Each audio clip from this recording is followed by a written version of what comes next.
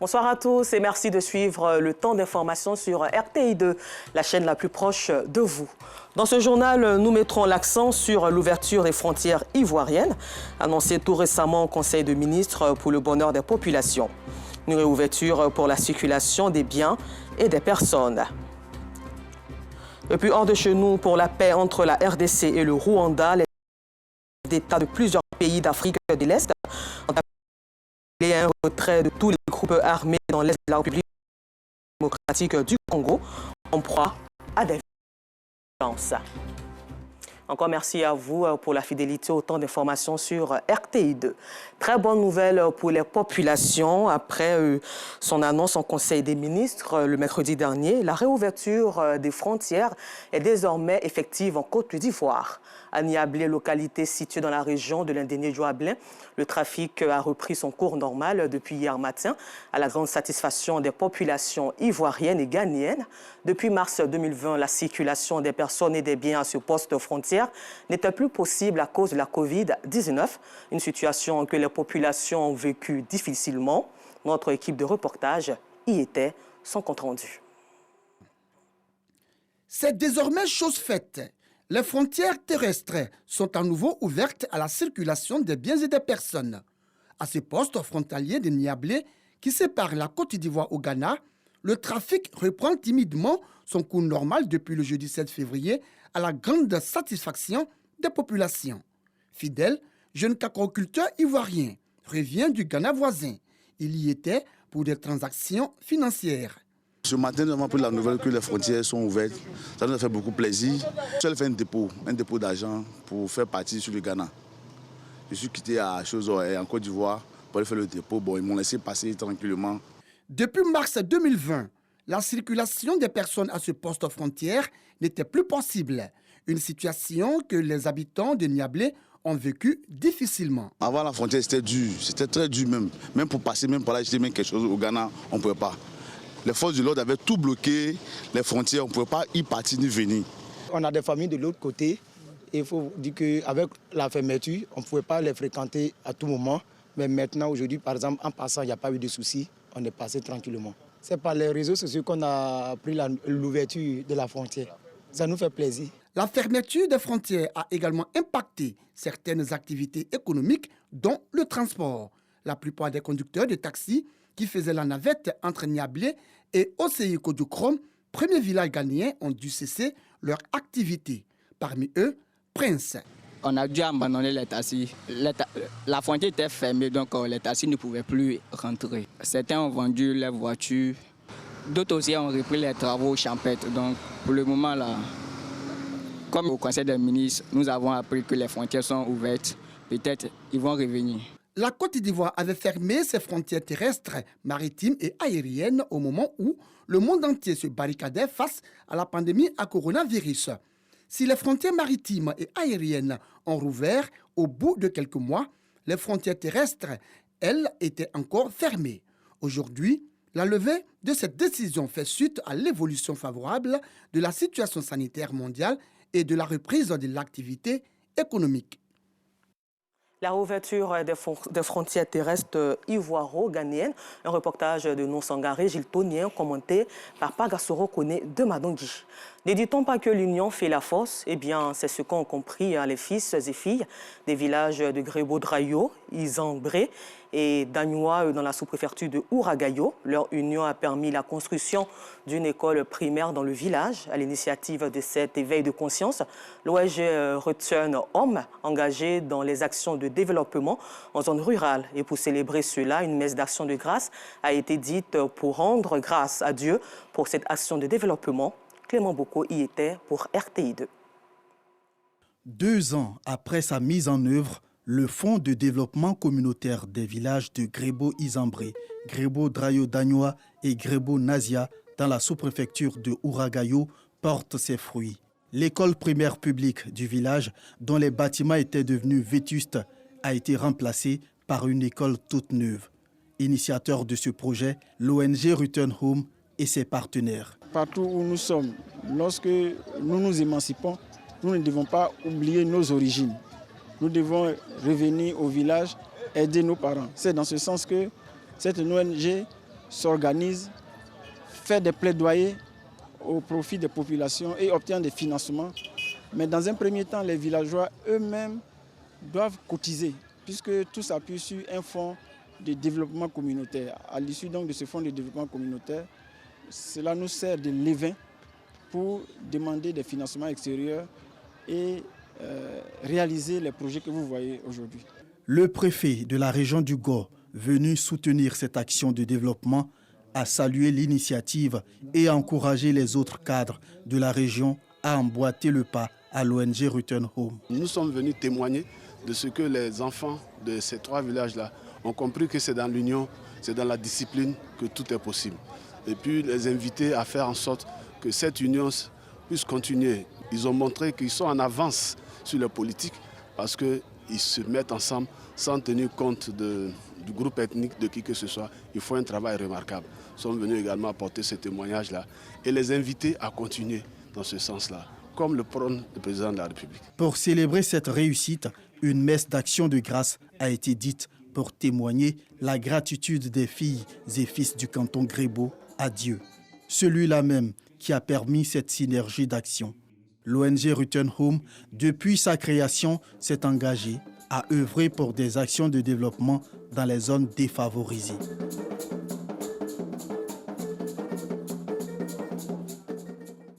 Retour à Abidjan, ici où la direction générale du groupe RTI met les bouchées doubles pour le bonheur de ses employés, téléspectateurs, auditeurs et abonnés. À l'issue d'une réunion de direction extraordinaire à la RTI, Fosseni Dambélé, directeur général du groupe de la chaîne nationale ivoirienne, a remis officiellement 13 caméras reparties entre les différents services. C'était ce vendredi 17 février 2023 dans les locaux du dit groupe audiovisuel. Joël Gossier. Satisfaire les besoins en équipement, en matériel audiovisuel pour le bonheur des employés. C'est tout le sens d'une réunion de la direction générale de la RTI, radio-télévision ivoirienne. Une rencontre marquée par un important don de caméra. Un geste de Fosseni Dambélé, directeur général de la RTI, salué par les responsables des différentes directions et des chefs de service. On est dans un environnement concurrentiel aujourd'hui. RTI2 se doit d'aller encore plus loin et cette caméra en tout cas est un appui de taille de la direction générale que nous saluons. Nous assurons que RTI2 sera encore plus proche des populations pour donner le meilleur. Merci au DG, nous avons reçu quelques caméras, j'espère qu'on recevra encore d'autres. On a tellement besoin de ça et la durée de vie des caméras, au moins chaque 2 ans il faut les changer. C'est du matériel qui travaille tous les jours que Dieu fait. Au total, 13 caméras ont été remises aux différentes directions. La paix et la cohésion sociale étaient au cœur des conversations des populations du village de Songon-Mbraté qui était en fête le samedi dernier. Le chef du village a été installé selon la tradition Atchan, un acte qui vient mettre fin à de nombreuses tractations, mais également à des querelles intergénérations. Une installation suite au choix consensuel des 4 catégories qui composent la génération Atchan au pouvoir. Moment de festivité, mais également de démonstration de l'unicité des cultures Atchan et Ashanti à travers la présence de la reine-mère Ashanti venue du Ghana. Les précisions de Théodore Zouzou, commentées par Joël Gossé. Eric Michel Oba est le nouveau chef du village de Songon-Mbraté. Il a installé dans ses fonctions par le ministre-gouverneur Begré Mambé et le président du conseil régional de la Nawa. Aussitôt installé, le porte-parole du nouveau chef a dévoilé la vision du garant des us et coutumes de Mbraté. Le défi de la réconciliation, le défi du développement et celui de la transparence dans la gestion des deniers. L'autorité coutumière n'était plus respectée.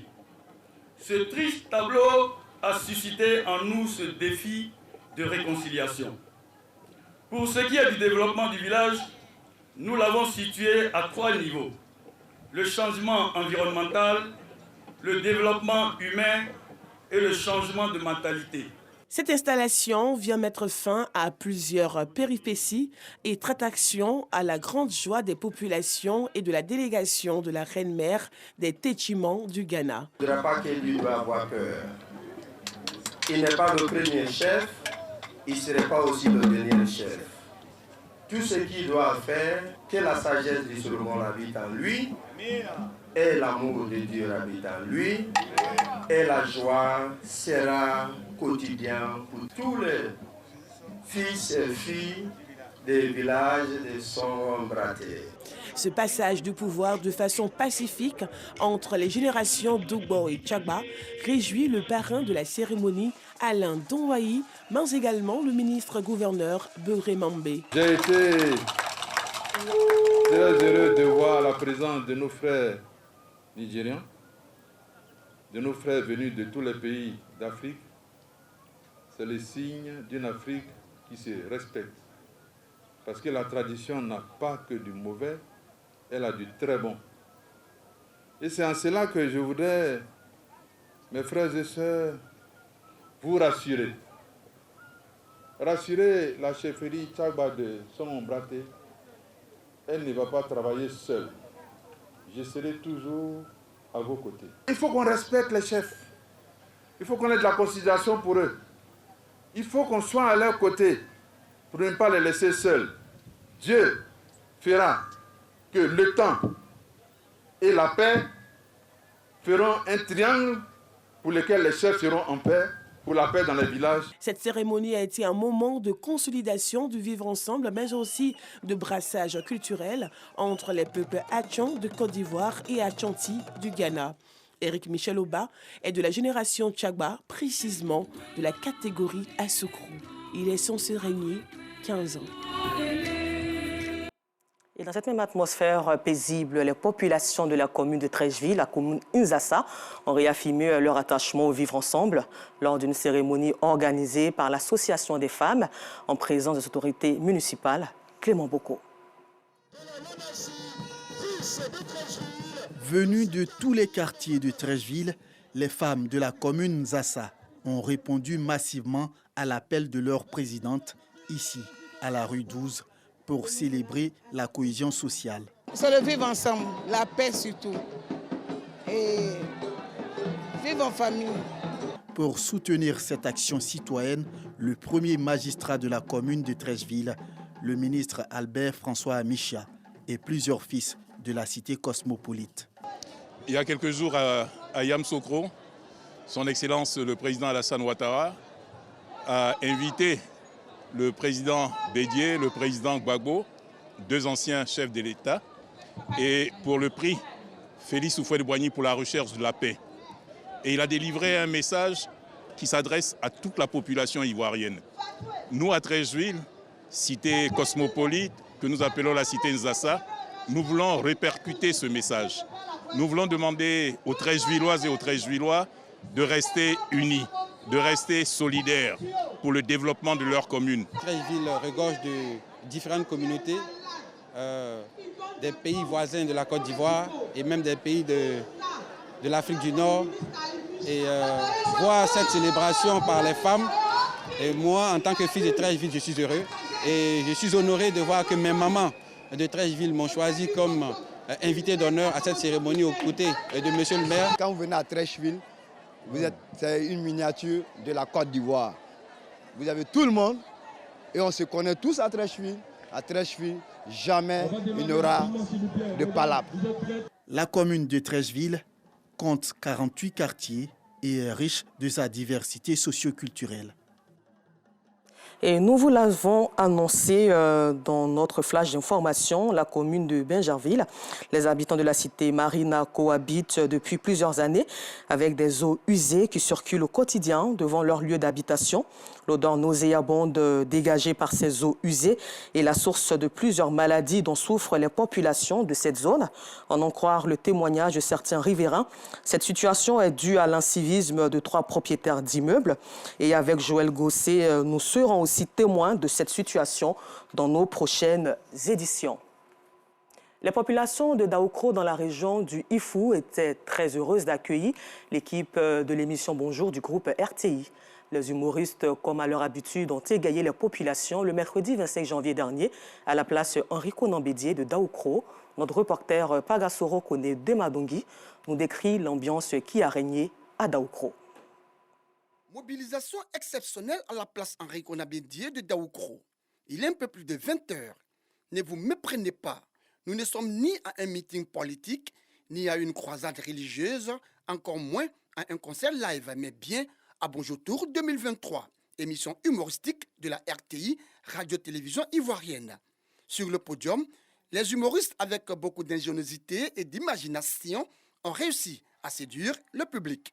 Lorsque la reine Pokou allait chercher le baoulé au Ghana, quand elle a jeté le fond dans l'eau, l'eau s'est fendue en deux, comme au temps de Moïse. Et quand elle a traversé, elle est arrivée en Côte d'Ivoire, elle a regardé derrière elle, elle a dit, ah, donc l'eau s'est fendue en deux. Elle a dit ça en baoulé, yo, nzoué, okpakinou, ce okpakinou là, c'est devenu pakinou. Regardez à votre droite. Regardez juste derrière vous. Est-ce que vous savez qui est Bété? Est-ce que vous savez qui est Baoulé? Est-ce que vous savez qui est Atié? Abouré? C'est ça, bonjour. Le directeur général de la RTI, M. Fosseni Dambélé, me charge de vous dire merci. Parce que la RTI a 60 ans. Vous êtes formidables. Le parrain, Traoré Adam Kolia, président du conseil régional du IFU, après avoir apprécié le spectacle, a invité les populations à être des acteurs de paix et de développement. La bonne humeur est le début du bonheur. Je voudrais d'abord remercier la RTI qui a eu l'ingéniosité de prendre l'initiative d'organiser le Bonjour Tour. L'occasion vous est donnée pour partager la même émotion. Partager également les vertus thérapeutiques du rire, parce que le rire soigne. L'année prochaine, si Dieu le veut, nous nous retrouverons encore. Le message du parrain et les prestations des humoristes appréciés par le public qui a effectué nombreux le déplacement. Je suis là aujourd'hui avec mes parents pour vivre cette magnifique soirée. C'est vraiment une soirée exceptionnelle et on profite vraiment. L'organisation est propre, vraiment il y a du monde. Puisque c'est la première fois vraiment. On dit merci au président Adam Kolia pour l'organisation. Je dis un grand merci au président Traoré Adam Kolia qui a donné cette opportunité à la population de Daoukro de découvrir Bonjour 2023. On ne pensait jamais qu'on allait recevoir cette édition à Daoukro. Nous sommes très heureux. Les populations de la région du IFU, très séduites par le jeu des humoristes, ont un vœu. Revoir équipe de production et humoristes de Bonjour à Daoukro l'année prochaine pour Bonjour 2024. Vive donc la paix en Côte d'Ivoire. En religion, après 30 années de célébration du ministère Koné, le chantre Koné-Fontali, chantre chrétien, a organisé une conférence de presse pour annoncer de concerts live prévus les 3 et 5 mars prochains à Cocody. Ce rendez-vous placé sous le thème « Musique chrétienne, quel héritage pour cette génération ?» sera accompagné d'une campagne médicale au profit des populations de Manguiglo et d'une sensibilisation au vivre ensemble. C'était le 10 février dernier à l'hôtel Belcolt. Et puis, les ministres maliens, burkinabés et guinéens des Affaires étrangères se sont réunis pour une inédite rencontre tripartite. À Ouagadougou, les 3 pays ont décidé de faire front commun.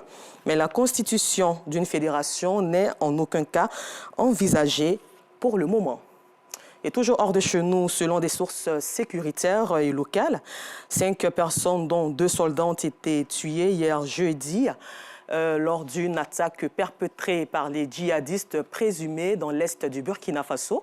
Face à la situation qui perdure, des membres de la société civile et d'autres organisations socio-professionnelles et religieuses de la province de la Tapoua, réunis à Diapaga, son chef-lieu, ont, dans une déclaration lue devant la presse locale, appelé les autorités à agir pour desserrer l'étau des groupes armés terroristes sur les communes de la province. Pour éviter le pire, les Médecins sans frontières annoncent aussi de suspendre ses activités après la mort de 2 de ses employés. Et pour terminer, sachez que les chefs d'État de plusieurs pays d'Afrique de l'Est ont appelé ce vendredi à un retrait de tous les groupes armés d'ici le 30 mars prochain dans l'Est de la République démocratique du Congo. En proie à des violences, cette réunion des chefs d'État de la communauté de l'Afrique de l'Est constituée de 7 pays s'est notamment tenue en présence des présidents de la RDC, Félix Tshisekedi, et du Rwanda, Paul Kagame, à Addis Abeba, la capitale de l'Éthiopie, à la veille d'un sommet de l'Union africaine. Il faut rappeler que les dirigeants ont appelé à un retrait de tous les groupes armés ainsi que le retour des personnes déplacées en raison du conflit. Le 4 février dernier, lors d'une précédente réunion avec les chefs d'État, le AC avait appelé à un cessez-le-feu immédiat de toutes les parties et à un retrait de tous les groupes armés, y compris les étrangers vivant en RDC. C'est tout pour aujourd'hui. Encore merci à vous de votre aimable attention à RTI2, la chaîne la plus proche des populations.